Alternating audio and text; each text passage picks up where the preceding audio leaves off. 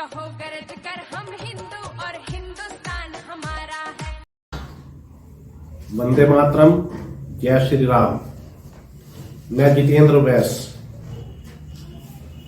कर्नाटक के अंदर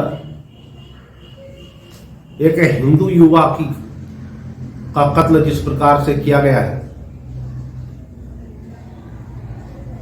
उस हिंदू युवा की जिस प्रकार से निर्मम हत्या की गई है, जिसका नाम हर्षा था, यह घोर निंदनीय है।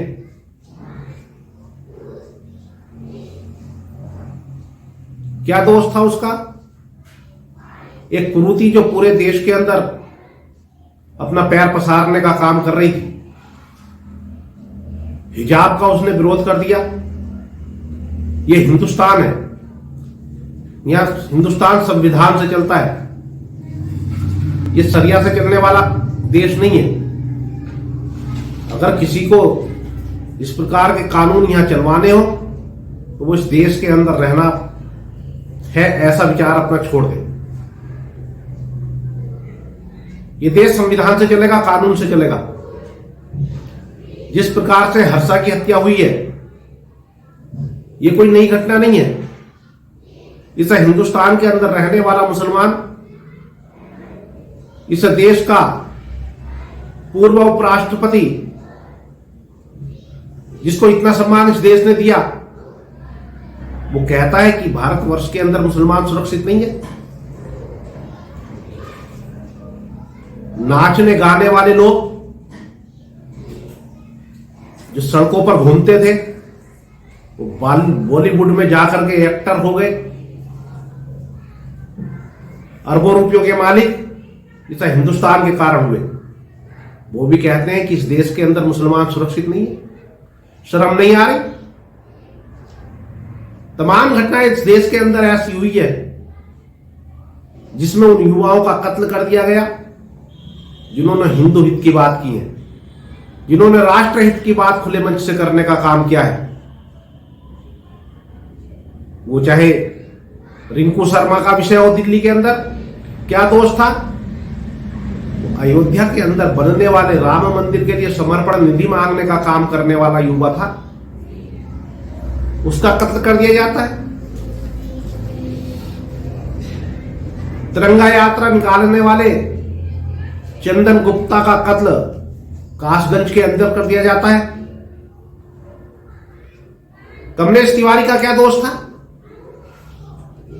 आए दिन से हिंदू समाज के देवी देवताओं को तंज कसने का काम किया जाता है। हमारे आराध्य भगवान राम, भगवान कृष्ण, शंकर, पार्वती,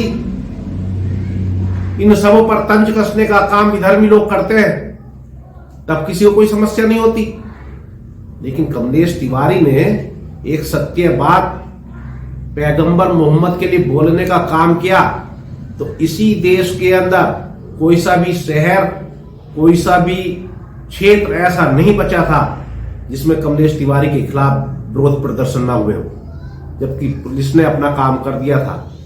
कमलेश तिवारी पर रासुका लगाने का काम कर दिया गया था। उसके बाद उस कमलेश तिवारी का कत्ल कर दिया जाता है और हम 2-4 दिन खड़े होकर के सोशल मीडिया पर ओम शांति, भगवान आत्मा को शांति प्रदान करे, कैंडल मार्च निकाल करके हम अपना काम खत्म कर देते हैं। कभी हमने विचार किया, यदि इस प्रकार की घटनाएं हिंदू समाज की बात करने वाले लोगों की होती रही तो समझ लेना चाहिए इस हिंदू समाज की रक्षा के लिए कोई व्यक्ति आगे आने वाला नहीं होगा। हिंदुत्व की बात करने वाला कोई सामान्य व्यक्ति नहीं हो सकता। यदि कोई बात करेगा तो वो व्यक्ति कर रहा होगा जिसके आगे पीछे सुरक्षा कर्मी घूम रहे होंगे। लेकिन सामान्य परिवार का व्यक्ति निकल करके यदि हिंदू हित की बात करने का काम करता है तो उसका कत्ल कर दिया जाता है। वास्तविकता तो यह है कि इस देश के अंदर मुसलमान सुरक्षित नहीं है, ऐसा विषय नहीं, बल्कि ऐसा लगता है जो हिंदुत्व की बात करने वाला हिंदू है वो वास्तव में सुरक्षित नहीं है। ये सरकार को विचार करने का विषय है, ये भारत सरकार का विषय है। किसी व्यक्ति ने हिंदू की बात की, उसका कत्ल हो गया, एक दो दिन देश के अंदर चर्चा चली, फिर समाप्त हो गई। उसके बाद में हम इन सब बातों को तब करते हैं जब हमको आवश्यकता होती है, जब हमें अपनी महत्वाकांक्षाएं पूरी करने की आवश्यकता होती है, तब हम इनकी बात करते हैं। चाहे वो कोई सी भी घटना हो, चाहे वो कमलेश तिवारी की हो या मुजफ्फरनगर के अंदर जो कबाल कांड हुआ, जिस कबाल कांड में अपनी बहन की रक्षा और सुरक्षा करने वाले सचिन और गौरव की हत्या कर दी जाती है, चाहे उनका विषय हो। सचिन और गौरव को हम कब याद करते हैं? ये मेरा कहने का विषय नहीं है, सब लोग जानते हैं कब हम उनको याद करते हैं। कभी हमने विचार किया उस परिवार की स्थिति क्या है? उस परिवार के 6 लोगों के खिलाफ झूठे मुकदमे लिखे गए, 5 लोग जेल गए। किसी व्यक्ति ने जाकर के वहां देखने का काम किया, लेकिन जब हमको आवश्यकता होती है उनको भुनाने का काम करते हैं। और जब तक याद रखिएगा, जब तक हम इन सब चीजों को, ऐसे लोगों को केवल भुनाने का काम करेंगे, आवश्यकता पड़ने पर केवल उनको हम याद करके अपनी आवश्यकताओं की पूर्ति करने का काम करेंगे, तब तक ये हिंदू समाज सुरक्षित होने वाला नहीं है। वास्तव में हम सबको खड़ा होना पड़ेगा और ऐसी घटनाओं की घोर निंदा करनी पड़ेगी। और जैसी भाषा वो लोग बोलते हैं, उसी भाषा में जाकर के हमको जवाब देने की आवश्यकता है। हमको तय करना पड़ेगा कि कौन वास्तव में हिंदू हित की बात करने वाले लोग हैं और कौन हिंदू हित की बात करके अपना राजनीतिक स्वार्थ सिद्ध करने वाले लोग हैं। इन सब चीजों को हमको देख करके चलने की आवश्यकता है। आज यदि हम लोगों ने उठने का काम नहीं किया, जिस प्रकार की घटना हर्षा के साथ में हुई है, इस प्रकार की घटनाएं निरंतर होती रहेगी। मेरा सभी से निवेदन है, इस हिंदू समाज के समस्त लोगों से मेरा निवेदन है, प्रार्थना है कि ऐसे व्यक्ति जो हिंदू हित का काम करते हुए जिनका बलिदान होता है, जिनको मार दिया जाता है, उनके परिवारों के साथ हम लोग खड़े हों, उनके बच्चों के साथ खड़े हों, उनके माता पिताओं के साथ खड़ा होने का काम हम करें।